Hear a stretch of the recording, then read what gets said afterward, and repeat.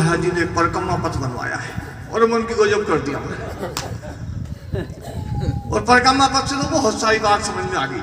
मन की ये तो गजब ही कर दिया। महाराज जी में इस बात को बोला करता था, मन की तुम लोग जो है साल में एक बार बोले वहां परिक्रमा दिया, वहां परिक्रमा दिया, चलो खाटू श्याम जी, अभी मेला चल रहा था, आप लोग भी कहीं गए होंगे, बोले चलो भैया खाटू श्याम जी, खाटू श्याम जी।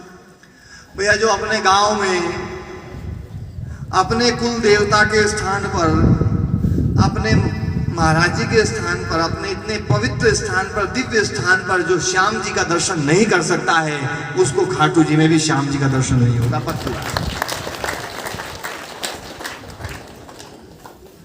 तुम यहां रोज कर सकते हो। हमारे गुरु जी एक बात कहते थे, धर्म वही सही है जो रोज कर सके। भोजन कौन सा सही है जिसे रोज खा सको? मालपुआ रोज नहीं खा सकते, ठीक है कभी कभी बनता है इसलिए बहुत बढ़िया चाव है। यदि रोजाना मालपुआ बनाने लग जाओगे ना, सभी कहेंगे ना मालपुआ, देखते ही उल्टी आई। करके देख लेना तुम थोड़ी देर। ऐसा थोड़ी कि किसी के पास में मालपुआ बनाने के लिए पैसा नहीं है। आजकल पैसे की किसी के पास कमी नहीं है। जब आदमी रोजाना 200 रुपए की दारू पी सकता, 200 रुपए में मालपुआ नहीं खा सकता है? खा सकता नहीं खा सकता? खा सकता, आराम से खा सकता। पर रोज मालपुआ खाने लग जाएगा आदमी तो दिक्कत हो जाएगी। इसलिए गुरु जी कहते थे जो भोजन रोज खा सको तुम, वो भोजन सबसे बढ़िया है। इसी प्रकार से धर्म भी वही सबसे बढ़िया है जिसको तुम रोज निभा सको। तुम रोज खाटू श्याम जी नहीं जा सकते हो, लेकिन तुम रोज एक चक्कर यहाँ का लगा सकते हो। इस एक चक्कर लगाने में कितना पुण्य होगा, कितनी गायों की परिक्रमा होगी, गुरु महाराज जी की परिक्रमा हो जाएगी, महाराज जी की परिक्रमा हो जाएगी, सरोवर की परिक्रमा हो जाएगी, कितनी तपस्या यहाँ पर, वहां उस स्थान पर कितने विशेष यज्ञ हुए थे। ये तो यज्ञ की भूमि है या नहीं? मैं गलत तो नहीं बोल रहा हूं? ये तो यज्ञ की भूमि है। और कितने ऋषियों ने, महर्षियों ने, सिद्धों ने, तपस्वियों ने यहाँ पर तपस्या की होगी, तब तो गुरु महाराज जी यहाँ आके बैठे। नहीं तो बढ़िया बहुत सारी थी, कहीं और भी चल जाते। ये इतनी जोर की बनी और फिर महाराज जी ने बोले भैया देखो, महाराज जी के सभी भक्त, सभी शिष्य जो है ना विशेष वंदनीय और पूज्य है। मैं किसी का कोई अपमान जरा सा भी नहीं करता।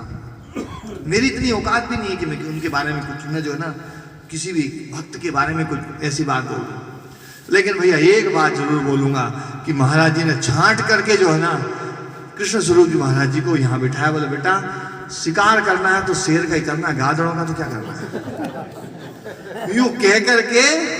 और बोले ये स्थान है, यदि इस स्थान पर तुमने यदि तपस्या कर ली और इस स्थान को सही कर दिया तो गजब काम हो जाएगा।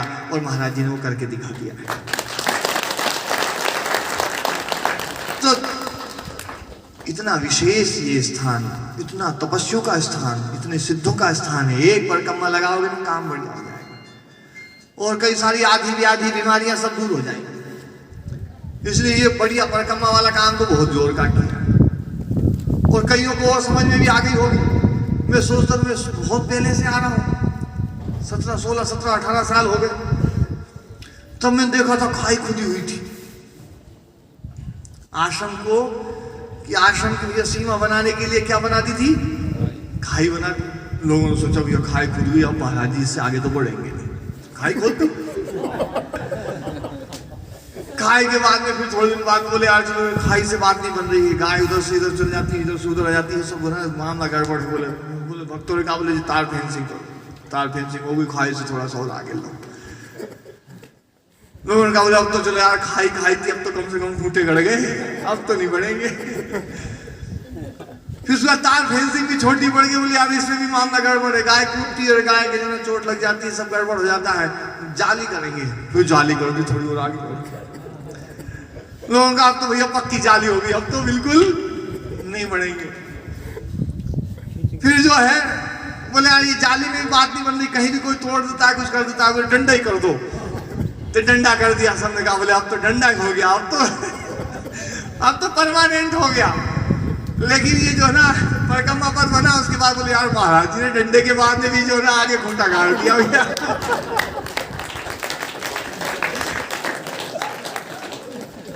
पर ध्यान रखना महाराज जी को खुद के लिए कुछ नहीं चाहिए, जो भी चाहिए, जो भी काम हो रहा है वो सबके कल्याण के लिए, सबके भले के लिए हो रहा है। और